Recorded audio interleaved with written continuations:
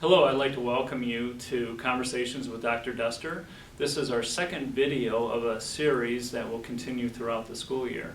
Today I have my principals that are with me, and they will be discussing different attributes about their school as well as the successes that they have had. If I could, at this point, I would like to have each one of my administrators introduce themselves and which school they are at. We'll start here. David Kennedy, principal at Parker Junior High School. Chad Persin, principal at Western Avenue. Pat McCraven, principal at Flossmoor Hills. Pat Fears, principal at Heather Hill. Sherry Dimitrovitz, principal at Serena Hills. Okay, thank you very much for being here. Greatly appreciate it. I have 5 questions that I'd like to ask of each one of you. And I'll start with Mr. Kennedy and we'll work our way down. And after Ms. Dimitrovitz, after you're finished, I'll ask you the second question and we'll come back this way. So the first question is this. Number 1, how long have you been an administrator? Mr. Kennedy? Well, I'm now in my 11th year in administration. I initially started as a dean at a high school, became an athletic director at the high school level, was an assistant principal at the junior high level, and the last 3 years prior to coming to Parker, I was a principal at a junior high school. Very good, thank you. Dr. Persin? This is my 13th year as an administrator, and the last 3 have spent at Western Avenue. Very good. This is my 8th year. I spent 5 years as a special education case manager here in Flossmoor School District 161, and this is my 3rd year at Flossmoor Hills. This is also my 11th year as an administrator. The last 5 I've spent here in Flossmoor. This is my 18th year as an administrator. I currently was in Chicago Public Schools for 13 years, and I've been in specialized programming, working with at-risk students, and now in regular education. Thank you very much for your background. Second question is, why did you choose to become an administrator? This is a big step for people. Ms. Dimitrovitz, would you start? Well, I think that, education is a rewarding field, and I think that I wanted to have an opportunity to give back to the community. I am a lifelong learner, and I have a passion for learning, and I think what really motivated me to become an administrator is that I wanted to make a difference, and I wanted to be able to give students an opportunity to see their wonderful talents and the difference they can make in our global society. Thank you. Dr. Pierce? I left the classroom when I was still in love with teaching, but I wanted to become an administrator so that I can have a greater impact on a larger number of students. Ms. McCraven? I started out as a speech pathologist, and they asked me to take on the RTI process here in the district and at Serena Hills School. And it was through that process of looking at individual student growth that I saw the potential for bringing that to the general education population. So at that point, I decided to switch out of being a speech pathologist into administration because I thought I could really bring the teachers along and bring success at the student level. Dr. Persin? Kind of like similar to what my colleague said, I think it was a little bit of both. I think administration chooses you as well as a desire to kind of expand your impact on students. I had a wonderful mentor, and he used to say, when you become an administrator, your classroom just gets larger. It now includes a whole different bunch of stakeholders, and that really appealed to me. Good, thank you. I think I became an administrator just through the classes I had taken at the master's level and getting my 75. I felt I really had a very good experience with that through some of my internships. And then the assistant principal at the school I was at approached me and asked if I would be willing to fill in while we had one of our deans was out for a long-term absence. Just loved it and haven't looked back from there. Good, excellent. All right, question number 3. How has education changed throughout your educational career? Well, I don't even know if I would know where to begin with this. We've had so many different changes, and I think so many positive changes. Just looking at the evaluation system we currently have in place, there's definitely some greater accountability there. It enables us as educational leaders to provide more detailed feedback to our staff. I look at the standards that we're holding our children to, where we're trying to hit some of those, higher critical thinking levels. We've definitely raised the bar and, are trying to ensure that our kids are globally competitive with, you know, other students across the world, frankly. And there's so many other things, but I definitely think that we are making positive changes, in which the outcome of that will be that our kids will be, you know, better critical thinkers and will be better prepared for life beyond Parker Junior High, at least in my case. So. Good, thank you. I would say the biggest difference in education was there's now more a focus on the students. We're more student-centered. I know Mr. Kennedy talked about the evaluation tool. There was a lot of focus on what the teacher was doing. There was a lot of focus on, there used to be a phrase, the sage on stage, that it was all about the teacher. And now I see much more a focus on students, teachers as facilitators helping students as a way to really find out what the needs of the students are. A lot more in terms of differentiation, individualized learning paths. Those are all things that have kind of shifted dramatically over the last 15, 20 years. Good, thank you. In the last 32 years, I think one of the biggest changes is that we had quiet classrooms where students did a lot of worksheets, and it was simply them learning how to apply that to the worksheet. And what we're currently saying is that we have student engagement, and they're working on authentic, real-life situations. And that is such a positive because it's preparing our students for the global world, for positions that they don't even have at this point. So that's exciting to see in the classroom, and it's really a change for both our teachers and our students. I think the goal of education remains the same, to educate our students as best that we can. But I think we're moving from the 3 R's, we're still incorporating that, but from the 3 R's to the 4 C's, which will be critical thinking, communication, collaboration, and creativity. Students do a lot more of this as we go through the classrooms and see the students at work. The creativity piece is something that is new to us and very, very refreshing for the students to have their own voice. Speaking with students, they have a lot of ideas to share, and they share them freely.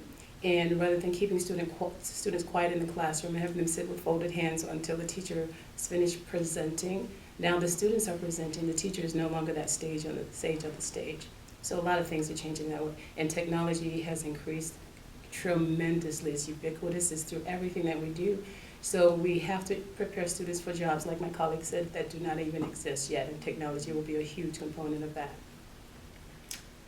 I would concur with all of my colleagues. They certainly provided some great insight. I think one of the changes is that we are now seeing education move outside the 4 walls of the school, and we are using the community as a laboratory for learning.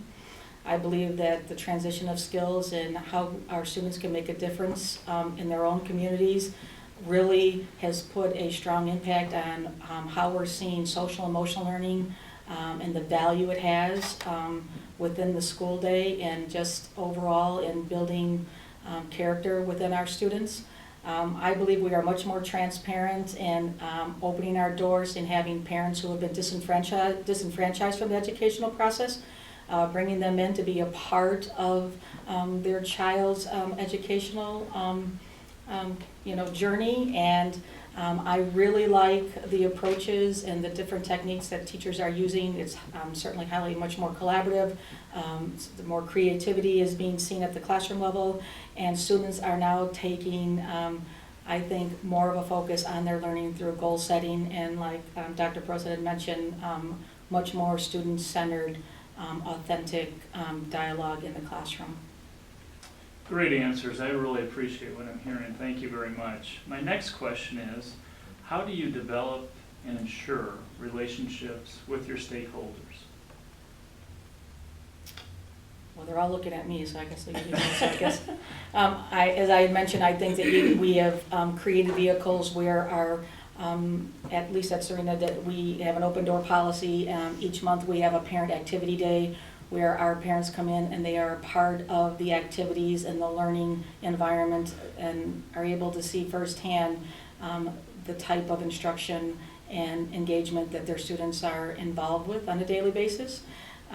Parents are actively supporting the schools and have a much bigger say in what curriculum looks like and how we're working collaboratively with the district office, our superintendent, and our Board of Education to solve problems and look at ways to better our vision for the future. Very good. I think having open communication is a must. Integrity is also a must. We have to build those trusting relationships with all stakeholders. Again, giving students a voice, giving them the opportunity to share their interests, and then incorporating their interest into the learning process. Teaching and learning is a wonderful thing. Having conversations with the teachers, with community members, and also the students builds that camaraderie and helps us to create those lasting relationships and trusting relationships that we need. I too believe in the open door policy with open communication. I have that policy for my students, starting at the kindergarten level, my staff members, and the community. And people are involved in that. They come in, they talk to me, and I think through that method you can be proactive, you can problem solve, and I also think that showing data and being transparent is one of the best ways to get them on your side and to get them to work as a team. We really have a team feeling at Flossmoor Hills, and whatever the situation may be, we focus on it as a team and solve that problem in a proactive manner. I agree with what my colleagues have said. I think it takes time. I think it's one of the most important things that we do as administrators is to build relationships, and that occurs over time. It occurs through trust with individuals, and that happens, of course, I think, by being honest with people and being transparent with people, and you know, spending a lot of time listening as well to what people's needs are and to what the collective needs are of the environment. I agree with everything I've heard. I think that true relationship building is paramount in order to ensure an environment where kids are willing to and want to learn. So we've really made that a focus at the beginning of the year here at Parker. And I think a lot of that, with myself being new to the building and to the district, is just getting to know my students, getting to know my staff and my parents. And a lot of those are just through, you know, informal dialogue with students. If I see a student, you know, who has, you know, a Cubs jersey on, especially after the big win last night, you know, might talk about Jake Arrieta's performance or other things like that, so the kids see that you know, you're trying to get to know them on a personal level. We try to have meet and greets or coffees where we get an opportunity to get to know our parents more on a grassroots level. And I think it's important that from that, we do listen to suggestions from parents. We had parents who spoke to me about the need for having homework labs available for students after school, and we have instituted that, and I've seen it grow from the first day of having 6 students there to yesterday having 33 students there after school.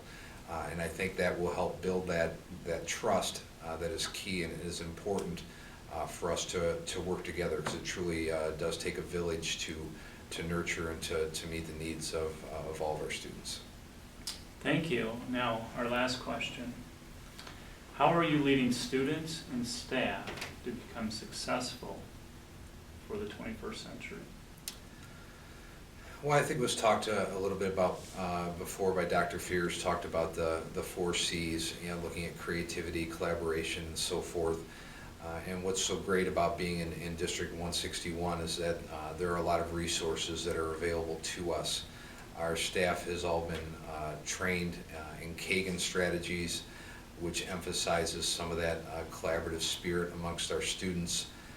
We are very blessed that we have one-to-one technology at Parker that helps to emphasize that creativity, and it's just helping us overall move away from where the teacher has to be all-knowing and where the teacher is just more of a facilitator in the classroom. Our students have access to content in their hands. They can Google things, so we're not needing our staff to be content area specialists like we asked of them, you know, 20 years ago. We need our staff now to just help push our students towards pursuing whatever things that they want to do, and just fostering that creativity in the classroom, helping our students become more literate as far as media is concerned, and just becoming basically productive learners. Thank you. The skills in the 21st century learning, I think the big one that we've been focusing in on is adaptability. is a constant, ever-changing environment that both our students and our teachers are a part of. A new piece of technology may be coming out, almost weekly, daily, a new software program.